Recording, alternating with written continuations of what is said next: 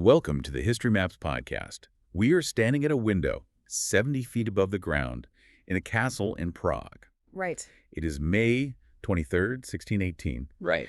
And in just a few moments, 3 men will be hurled out of this window by an angry mob of nobles. Yeah. They fully expect to die. Exactly. They plummet toward the castle moat, but they land in a massive pile of manure. Which is just, an incredibly absurd detail. It really is. So today we are exploring how that one isolated, frankly absurd moment of violence sparked a 30-year apocalypse. It is a massive chain reaction. Yeah. The mission for this deep dive is to take a huge stack of sources. We have scholarly articles on military logistics, economic data tracking the decline of urban Germany, biographical accounts of key figures, and extensive breakdowns of military phases. There is a lot of material to get through. Right, and we're going to use it to unpack one of the most complex, devastating, and transformative conflicts in European history for you. We are talking about the 30 Years' War. Spanning from 1618 to 1648. The documents we are reviewing present the ultimate case study in how localized, seemingly manageable religious disputes can mutate. Mutate into a continent-wide geopolitical catastrophe. Exactly. By analyzing this period, we are looking at the foundational moments of modern statecraft.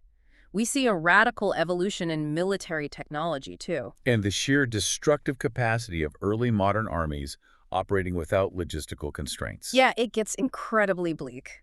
So let's jump straight into the geopolitical landscape of Central Europe in the early 17th century. Yeah. Specifically, the Holy Roman Empire. Right. The sources describe an exceptionally fragile situation there. To understand why it shattered so completely, we have to look back to the year 1555. To the Peace of Augsburg. Yes. The structural flaws of the Holy Roman Empire they are central to this entire conflict. The Peace of Augsburg was an agreement intended to end decades of earlier religious violence. Between Catholics and Lutherans, right? Correct. It established a legal principle known as curis regio, eius religio. Which translates to whose realm their religion. Exactly. So essentially, whoever ruled a specific territory within the Holy Roman Empire had the legal authority to dictate the religion of that territory. Okay, let me make sure I have this. If a regional prince was Lutheran, his subjects were to be Lutheran. Yes. And if he was Catholic, they were Catholic. Right. And the treaty stipulated that those who disagreed with their ruler's choice were technically allowed to pack up their belongings. And just emigrate. Yeah, to a territory that matched their fate. Okay, let's unpack this. If we look at the Holy Roman Empire like a deeply dysfunctional corporate franchise. I like that comparison. Right. So the regional managers, these local princes, dukes, and counts, they want total operational independence from the CEO. The CEO being the Habsburg emperor sitting in Vienna. Exactly. And they're using this specific rule, this ability to dictate the religion of their local branches as their primary bargaining chip. Yeah. The more religious independence they have, the less power the emperor has to tax them. Or conscript their subjects or dictate their foreign policy. Taking that analogy further, the CEO in this scenario, the Catholic Habsburg dynasty, and particularly Ferdinand II, who becomes the Holy Roman Emperor. Right, Ferdinand II. He operates with a fundamentally different vision for the company. Ferdinand possesses a deeply held desire for centralized imperial control. He wants a unified Catholic empire. Exactly. He views his position not merely as a political office, but as a divine mandate to roll back the Protestant Reformation. Which inherently sets him on a collision course with these fiercely independent Protestant nobles. Because to them, any assertion of imperial authority is perceived as a direct threat. A threat to their local sovereignty and their eternal salvation. Yeah, the stakes are literal heaven and hell for these people. But wait, looking at the sources on the 1555 agreement, there's a massive constitutional flaw. A huge one. It only recognized Catholics and Lutherans. It completely left out other emerging Protestant denominations. The omission is profound. The Peace of Augsburg completely ignored Calvinism. Right. And by the early 17th century, Calvinism had been spreading rapidly across Europe. It was gaining significant influence among various German princes. And crucially, the Bohemian nobles. Yes. Because Calvinism had absolutely no legal standing under the constitutional framework of the empire, Calvinist rulers and their subjects existed in a state of constant legal ambiguity. They were totally vulnerable. Exactly. A Catholic emperor could theoretically seize a Calvinist prince's lands at any time because their religion was technically illegal. So it functioned as a constitutional ticking time bomb. Yes, and that time bomb detonates right back where we started. May 23rd, 1618, in Prague, at Rodziny Castle. Right. A group of Protestant Bohemian nobles, led by a man named Count Thurn, confront two Catholic representatives of Ferdinand II. These men are Slavata and Martinis. And they have their secretary, Fabricius, with them in the council room. The underlying tension here stems from a document called the Letter of Majesty. What was that exactly? It was a prior royal decree that explicitly guaranteed the Bohemian nobles their religious liberties. Okay. However, Ferdinand's heavily Catholic administration had recently ordered the closure of Protestant churches being built on what the crown considered royal land.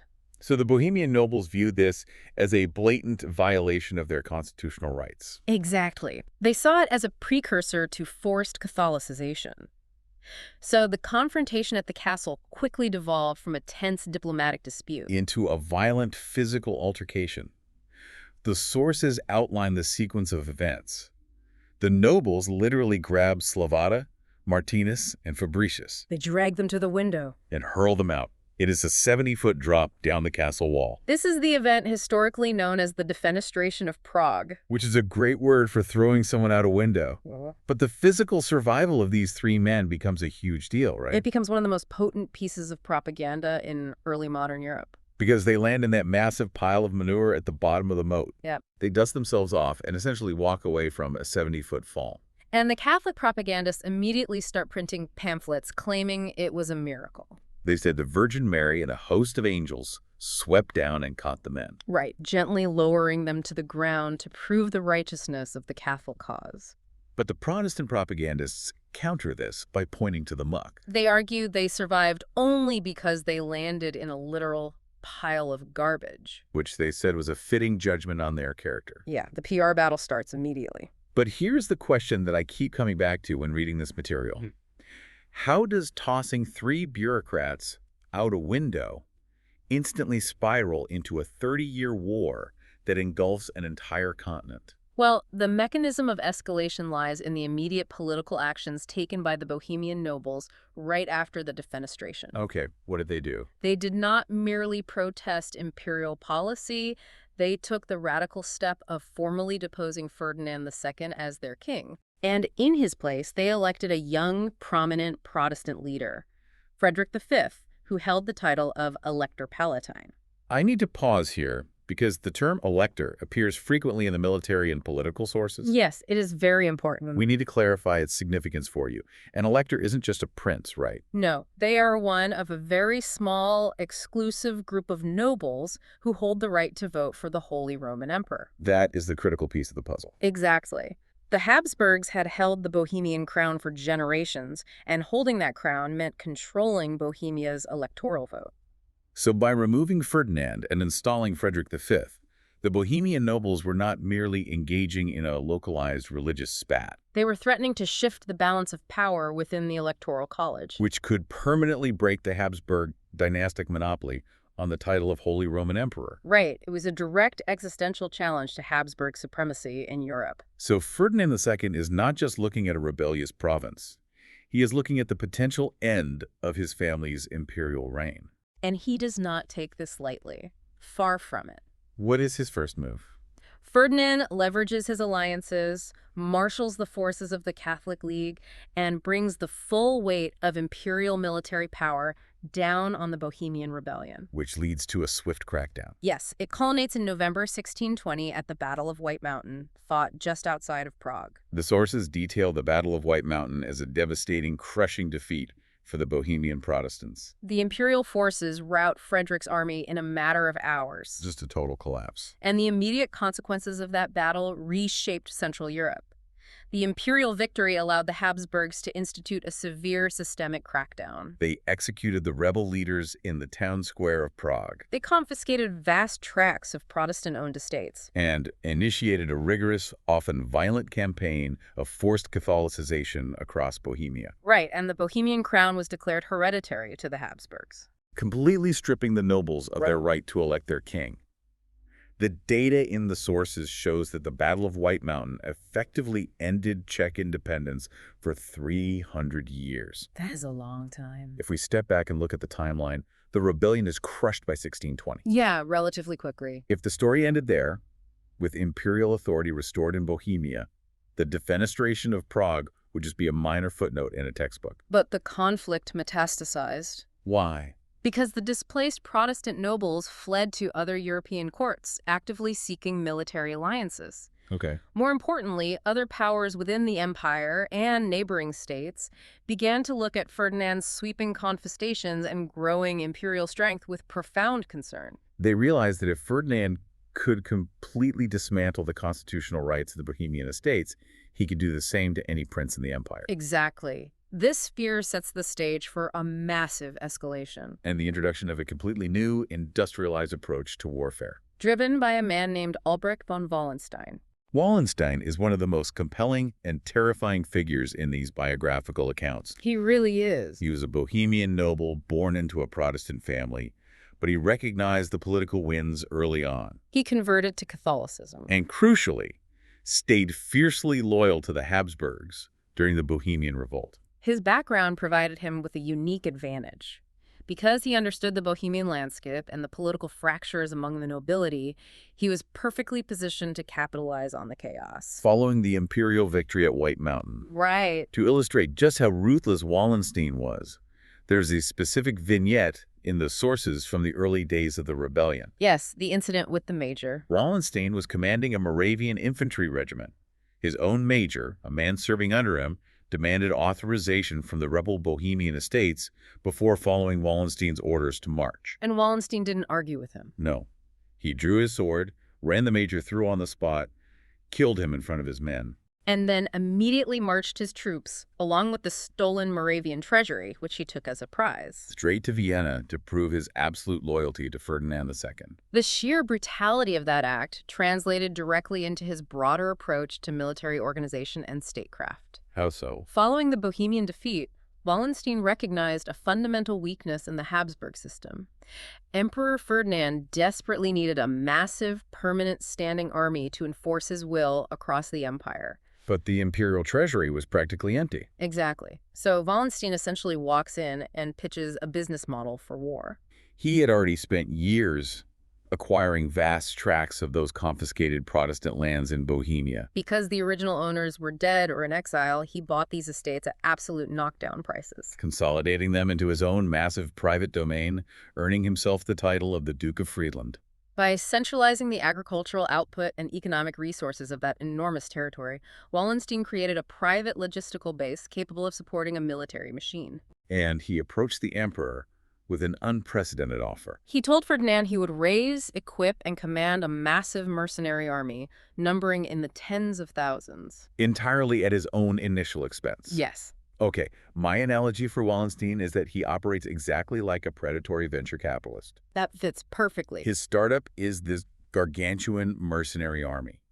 But the problem with a startup of that size is the burn rate. Right. To keep the army afloat, to pay the wages and buy the gunpowder, it requires consuming the resources of entire nations. Building on that analogy, the financial mechanisms Wallenstein employed were incredibly complex for the era. How did he manage the cash flow? To manage the immense upfront capital required to outfit such an army, he relied heavily on a network of financiers, most notably a man named Hans de Witt. Okay, Hans de Witt. De Witt managed a convoluted system of credit, issuing what were essentially letters, patent government-backed promissory notes. To upfront the cash for uniforms, weapons, and initial wages. Essentially a 17th-century blank check. In practice, yes. But the debt accrued by this system grew at an exponential rate.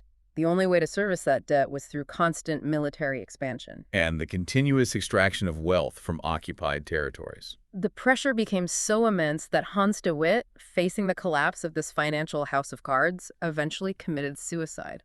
That is grim. The model was fundamentally unsustainable without perpetual war. Absolutely.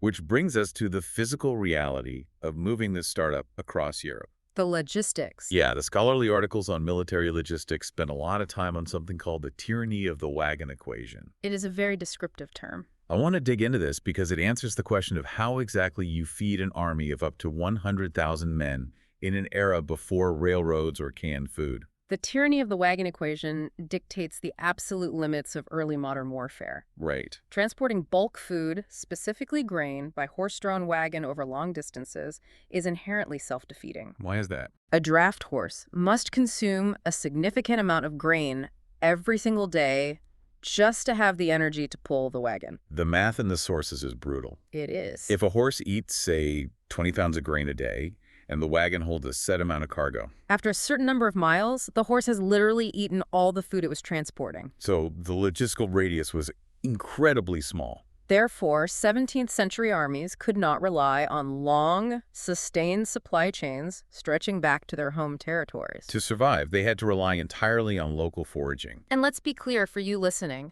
foraging is just a polite military term for violent, systemic extortion. Right. In friendly territories, local administrators might try to organize provisions in an orderly manner. However, in hostile or occupied regions, foraging meant dispatching armed cavalry detachments, sometimes numbering in the thousands, to systematically strip the surrounding countryside of its crops, livestock, and hidden wealth. You must also factor in the demographics of these moving armies. They were not just soldiers. The sources describe these armies as moving cities. Yes. You have the soldiers, but trailing behind them are wives, children, merchants, blacksmiths, prostitutes, and scavengers.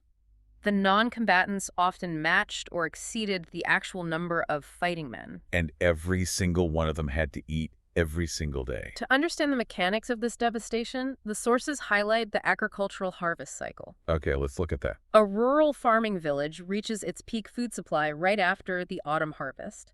The grain has been threshed, winnowed, and safely stored in granaries. And this supply is carefully calculated to last the entire community through the freezing winter and the spring planting season. Which makes an autumn military campaign particularly devastating. Because the food is all in one place. Exactly. When Wallenstein's forces, or indeed any large army of this era, conducted operations in the autumn, they employed what historians term the wolf strategy. The wolf strategy. They would descend upon these agrarian communities, violently seize the entirety of the newly harvested food supply for the mercenary camp. And leave the peasants with absolutely nothing. It was not merely theft, it was systematic logistical starvation. The armies consumed the caloric lifeblood of the region and then moved on, leaving famine in their wake. Wallenstein was terrifyingly successful at this. He raises the army, he marches north, and he systematically crushes Protestant resistance across northern Germany. But his success creates a massive political problem. Right. He becomes so powerful and his army becomes so large that he terrifies even his own Catholic allies. The German princes, regardless of whether they were Catholic or Protestant, viewed Wallenstein's massive, self-sustaining military apparatus as a direct existential threat to their traditional autonomy. If the emperor had a permanent army of that size, the princes' leverage vanished. So what did they do? They formed a unified political front and placed immense pressure on Ferdinand to dismiss his top general, arguing that Wallenstein was acting like an independent tyrant. And recognizing the political danger of alienating his own electors, Ferdinand reluctantly dismissed Wallenstein in 1630. But the timing of that dismissal is incredible. It really is. Ferdinand removes his best general and creates a massive power vacuum in the imperial military structure. At the exact moment, a major new power enters the fray. We are transitioning into the Swedish intervention phase, spanning from 1630 to 1635. The arrival of King Gustavus Adolphus of Sweden in Pomerania in the summer of 1630 fundamentally altered the trajectory of the war. He landed with a highly disciplined, but seemingly small force of roughly 20,000 men. Right. Here's where it gets really interesting. I am looking at the demographic data in the sources. Sweden in the 17th century is sparsely populated. Very much so. It is resource poor compared to France or the Habsburg territories.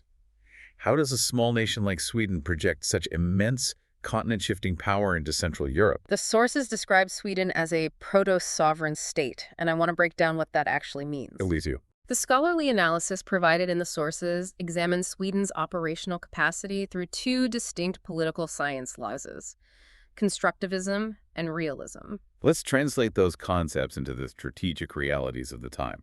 Let's start with realism. The realist perspective focuses on raw power politics.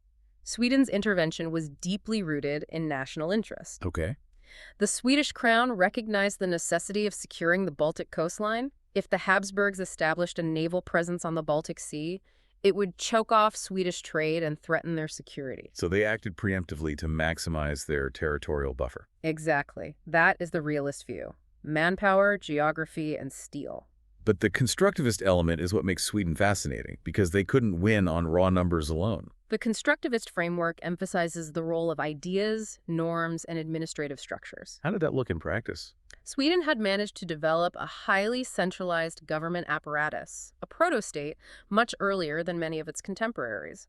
They possessed an efficient system for conscription, taxation, and the mobilization of resources like copper mining. This centralized administration allowed them to marshal their limited material capabilities with intense, focused efficiency, They also waged an incredibly successful public relations campaign. which was a crucial aspect of their strategy. The Swedish leadership understood the diplomatic norms of early modern Europe.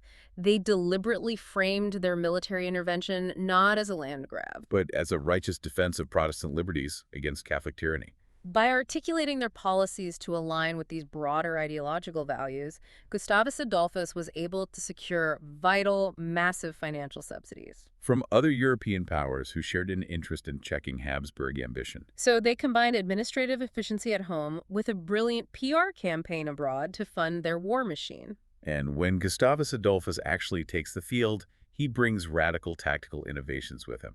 Let's look at the battlefield mechanics. Prior to the Swedes, the dominant infantry formation in Europe was the Spanish tercio.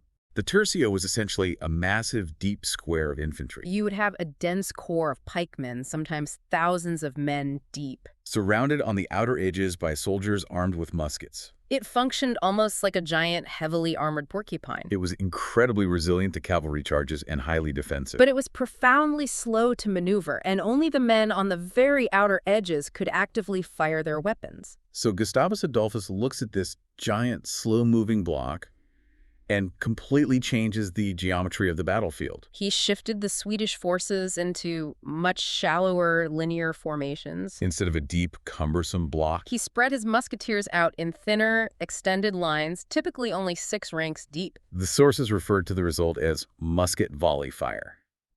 This is a terrifying mechanism when deployed properly. It really is. You have the first rank of musketeers step forward, fire a synchronized volley, and immediately step back to reload. The second rank steps up, fires, and steps back. The third rank fires. By the time the sixth rank is fired, the first rank is reloaded and ready to fire again.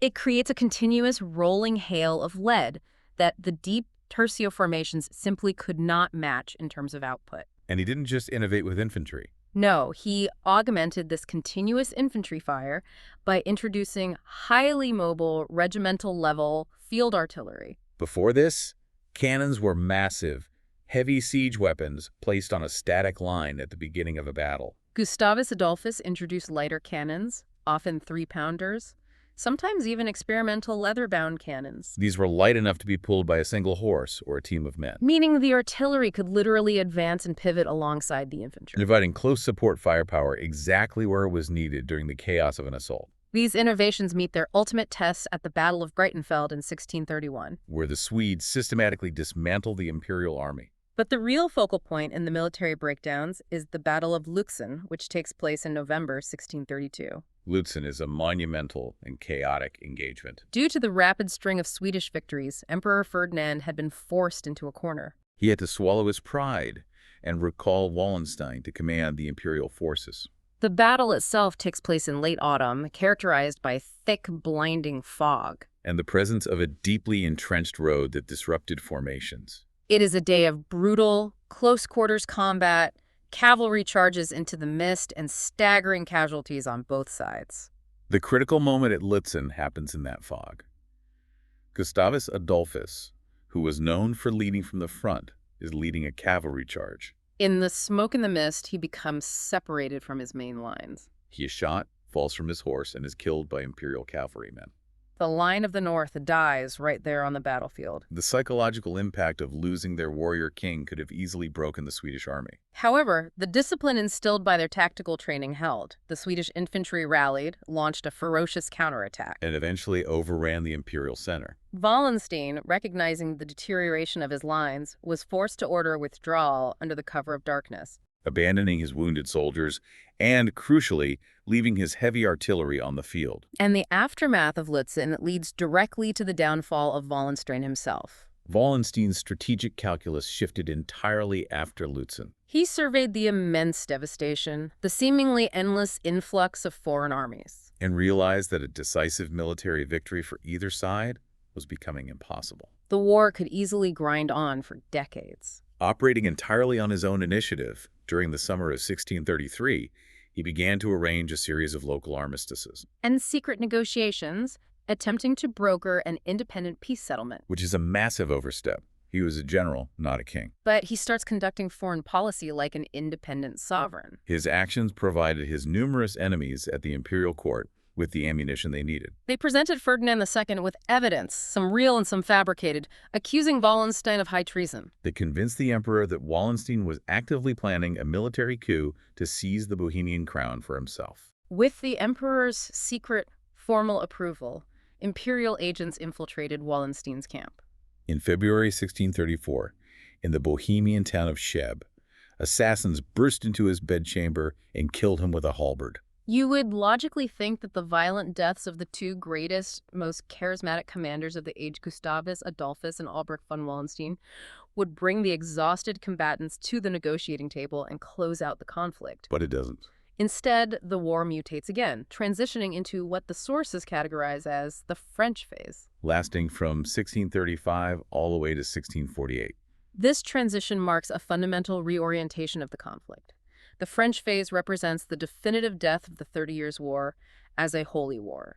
I want to highlight a massive contradiction here for you because on the surface, it makes no sense. Right. France is a deeply structurally Catholic nation. Right. The French monarchy actively suppresses Protestant uprisings within its own borders. Yes, they do. Yet, France enters the 30 Years' War, committing massive financial and military resources to fight on the side of the Protestant, Swedish, and German forces. Directly against the Catholic Habsburgs. If this is a war of religion, what is France doing? The French strategy requires us to look past religious rhetoric and examine the cold calculus of statecraft. Specifically, the policies guided by Cardinal Richelieu, the chief minister to King Louis XIII. Richelieu's primary strategic objective was rooted in geopolitical geography, not theology. He looked at a map of Europe and saw an existential threat. France was geographically encircled by Habsburg territories. Let's trace that encirclement based on the sources. Yeah. You have the Habsburgs controlling Spain to the south. They control various territories and passes in the Italian peninsula to the southeast. And they control the vast expanse of the Holy Roman Empire to the east. Richelieu understood that if the Habsburgs successfully centralized their power in the Holy Roman Empire and defeated the Protestants, France would be permanently boxed in. Relegated to the status of a second-tier power, surrounded by a monolithic Habsburg hegemony. Therefore, for Richelieu, shared Catholic religion became entirely secondary to the concept of raison d'etat, the supreme national interest. And the necessity of maintaining a balance of power in Europe. France had been quietly subsidizing the Swedish war effort for years, but in 1635, realizing the Protestant forces were faltering, France formally declared war on Spain. And entered the European theater directly. This injection of French power causes the conflict to widen immensely.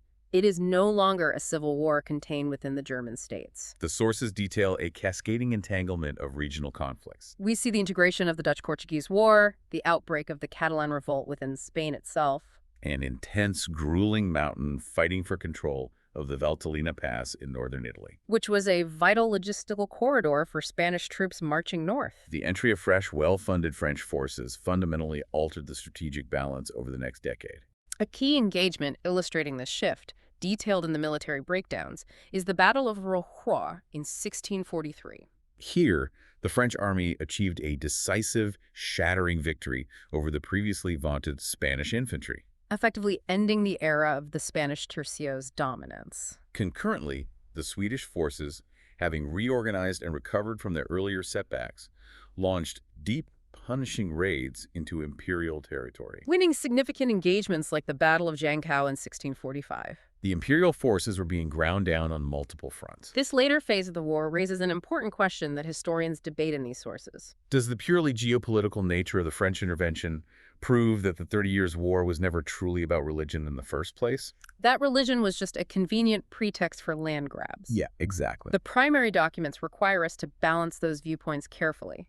It is historically inaccurate to dismiss religion as a mere pretext in the beginning phases. When the conflict began in 1618, it was driven by a deep, intractable religious schism. Regarding the fundamental constitutional rights of Protestants within a Catholic empire, the theological motivations of figures like Emperor Ferdinand II were absolute and very real. However, as the war dragged on decade after decade, the sheer crushing cost of military survival forced all participants to adapt. They had to prioritize geopolitical security, securing funding, and maintaining alliances over strict doctrinal purity. The conflict organically evolved from a war of religious ideology into a brutal, grinding war of state survival and dynastic ambition. And the cost of that evolution was staggering. I want to shift our focus from the movements of kings and generals to the devastation inflicted on the population.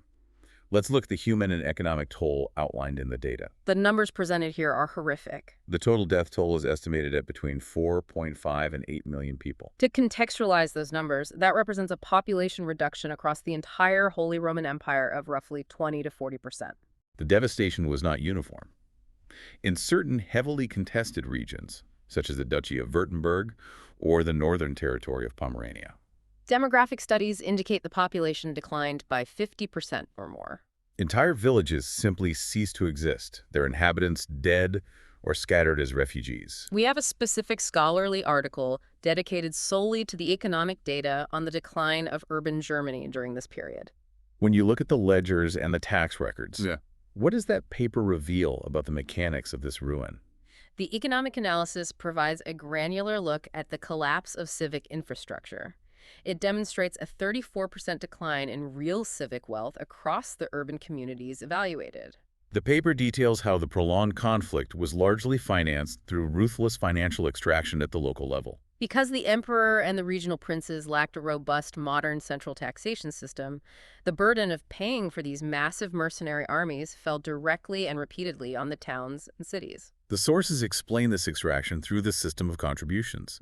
An army of 30,000 men would show up at the gates of a walled city, and the general would demand a massive sum of gold, silver, and supplies. If the city paid the contribution, the army would peacefully move on. If they refused or couldn't afford it, the army would breach the walls and take it by force. Exactly. And to meet those constant coercive demands, the urban councils were forced to take on immense public debt. They repeatedly increased taxes on their own starving citizens, borrowed heavily from international merchants. And eventually resorted to selling off public assets, land, mills, civic buildings, just to service the interest payments on their debt. This systemic extraction hollowed out the financial foundations of German cities. It left them burdened with a crushing debt load that stifled investment and relegated Central Europe to severe economic stagnation well into the 18th century. The horror experienced by the civilians went far beyond taxation and financial ruin. The sources frequently reference the sack of Magdeburg in 1631 as the prime, terrifying example of this brutality. Magdeburg was one of the largest and most prosperous Protestant cities in the empire. When it finally fell to imperial forces after a long siege, the command structure and discipline of the mercenary troops completely disintegrated. The soldiers, unpaid and exhausted, engaged in a multi-day rampage of looting, violence, and destruction. The ensuing massacre, coupled with fires that swept uncontrollably through the tightly packed wooden buildings, consumed the city. The population plummeted from approximately 25,000 inhabitants to under 5,000 in a matter of days. The news in Magdeburg sent shockwaves of terror across Europe. But the sources also make it clear that the movement of these massive armies turned them into mobile vectors for disease, which was actually the true killer. Direct combat, the actual crossing of swords and firing of muskets, accounted for only a fraction of the total deaths. The vast majority of fatalities were caused by the secondary effects of the war. Starvation, resulting directly from the agricultural devastation and the wolf strategy we discussed earlier, weakened the immune systems of millions. This allowed rampant diseases, specifically typhus and the bubonic plague, to spread rapidly. The massive baggage trains following the armies, the crowded refugee camps outside city walls, and the besieged cities themselves became incubators for contagion. Spreading plague across regions that hadn't seen it in generations. There is a deeply unsettling detail in the sources regarding the societal and psychological breakdown caused by all this suffering. The timeline of the war coincides with a massive surge in witch trials across the German states. The archival evidence documents over 4,000 legal executions for witchcraft, predominantly targeting vulnerable women within the empire during this specific period. If we look at the underlying mechanics of human behavior, this surge reflects the profound psychological trauma of the populace. You have starving, desperate communities dealing with ruined harvests exacerbated by a period of climate cooling known as the Little Ice Age. Unfamiliar and terrifying diseases brought by foreign mercenaries, and constant, unpredictable violence. The traditional legal, social, and religious order was visibly disintegrating. So the witch trials were a coping mechanism. In an environment of such profound anxiety and absolute powerlessness, communities actively sought supernatural scapegoats. They needed an explanation for the seemingly apocalyptic scale of their suffering. Blaming a local woman for cursing the crops or summoning the plague provided a tangible target for their collective terror, a way to exert control over a world that had seemingly gone mad. Given the scale of this ruin, the demographic collapse, and the psychological trauma, there is a historiographical debate mentioned in the sources. Can we accurately call the 30 Years' War the first total war? It is a subject of intense academic debate, but the consensus within the provided sources clarifies that it was not a total war in the modern 20th century sense. A modern total war involves a highly organized, state-directed mobilization of the entire industrial, economic, and civilian infrastructure explicitly toward the war effort. The states involved in the 30 Years' War fundamentally lacked that central administrative capacity. The devastation was not the result of a deliberate industrialized strategy of total annihilation dictated from a capital city. Rather, the ruin was the result of profound logistical failure. The states could generate the funds to raise massive armies, but they lacked the bureaucratic infrastructure to control, supply, or pay them over long distances. This resulted in unregulated, parasitic armies, essentially operating as independent entities, destroying the very society they were supposedly fighting to control. Which brings us finally to the logistics of ending the war. By the 1640s, Europe was bleeding out. The peace negotiations that ultimately resulted in the Peace of Westphalia in 1648 were initiated. But even the logistics of these peace talks were incredibly complex and deeply paranoid. The negotiations were not held in a single room. They were held in two entirely separate cities, Münster and Osnabrück. Why did they need two cities to sign a treaty? The geographic segregation was a structural necessity to mitigate the intense religious hostilities and diplomatic protocols among the delegates. The papal representatives simply refused to sit in the same room as heretic Protestants. Therefore, Münster hosted the negotiations involving the Catholic powers, the Holy Roman Emperor, the Kingdom of France, and the Spanish Empire. Osnabrück, located about 30 miles away, was utilized for the negotiations between the emperor, the Protestant Swedish delegation, and the various Protestant German princes. So you have these talks lasting for 5 years, from 1643 to 1648. The envoys have to constantly shuttle back and forth on horseback between the two cities trying to hammer out agreements. And the craziest part is that while they are debating the finer points of theology and borders in these halls, the armies are literally still fighting in the field. The generals are desperately trying to capture one more city or win one more battle to use as leverage at the negotiating table. It was an agonizing, drawn-out process of diplomatic haggling, complicated by issues of precedence. Who gets to enter a room first? Whose title is read first? But beneath the pageantry, it eventually produced a framework of treaties that fundamentally redefined the political architecture of Europe. Let's look closely at the terms of the treaty because they matter today. First, on the religious front, they confirmed the old 1555 Peace of Augsburg, but they finally, after 30 years of slaughter, add Calvinism as a legally recognized religion alongside Catholicism and Lutheranism. That single addition formally resolved the specific constitutional and theological ambiguity that had sparked the war in the first place. The treaties also instituted critical procedural changes.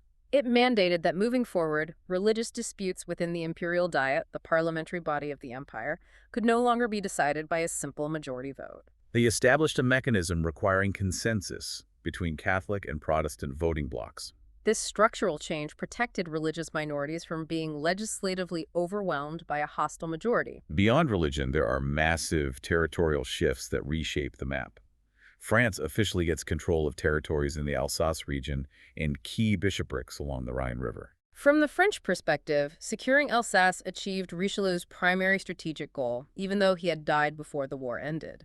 It created a vital geographic buffer zone against Habsburg expansion and broke the strategic encirclement of France. Meanwhile, Sweden gets control of western Pomerania in the north, which gives them control of the vital Baltic estuaries. By controlling those estuaries, Sweden secured the ability to levy lucrative customs tolls on all maritime trade entering and exiting the major northern German rivers.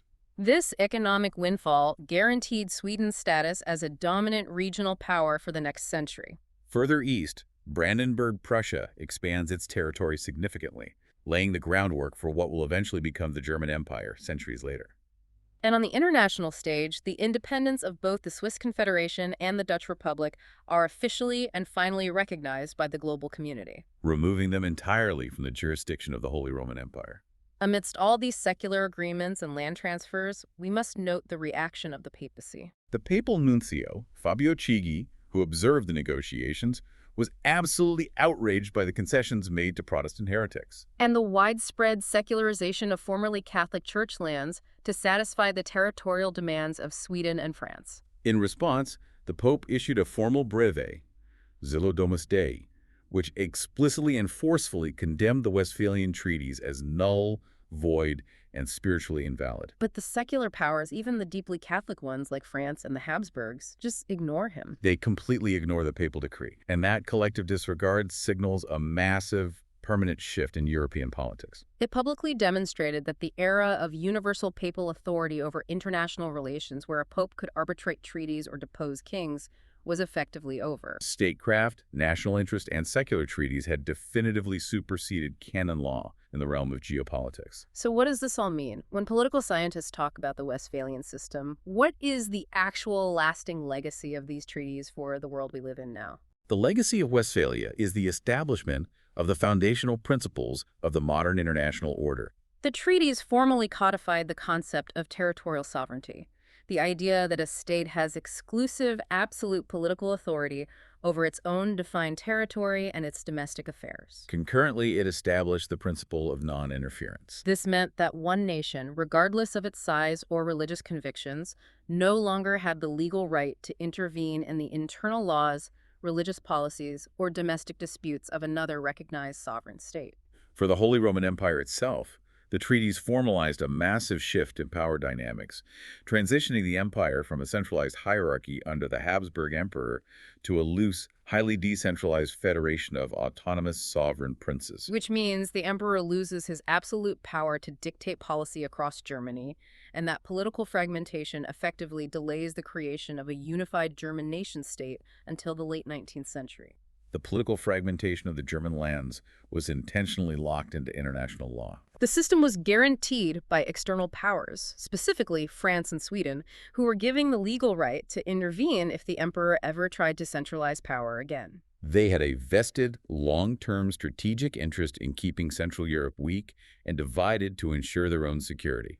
We have covered an immense amount of ground today. We started by looking at a council room in Prague, where 3 men were thrown out of a window. We watched how the political fallout from that single act ignited a constitutional time bomb, plunging a continent into the ashes of a 30-year conflict. We traced the rise of mercenary capitalism, the evolution of gunpowder tactics, and the cold logic of statecraft, culminating in the birth of the modern system of sovereign nation-states in the negotiation halls of Westphalia. The trajectory of the 30 Years' War serves as a profound historical warning.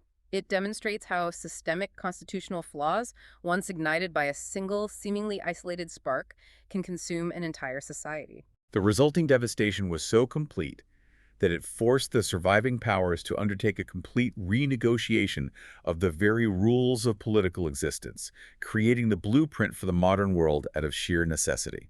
I want to leave you with a final thought drawn directly from the cultural analysis in our sources. The trauma of the 30 Years' War was so profound, so deeply embedded in the cultural memory of the German people, that the physical and psychological scars lingered for centuries. Long after the borders were redrawn and the treaties were signed, the folklore of mercenary atrocities, of systematic starvation, of ruined villages was passed down through generations around the hearth. In fact, this memory was so incredibly potent that during the 20th century, the imagery of the 30 Years' War was intentionally resurrected. It was used to fuel nationalist propaganda during both World War I and World War II, warning civilian populations about the existential horrors of allowing foreign armies onto German soil. The war didn't just draw the borders of modern Europe. It scarred its psychological landscape in ways that would echo centuries later. Thank you for listening. History Maps. Learn history visually.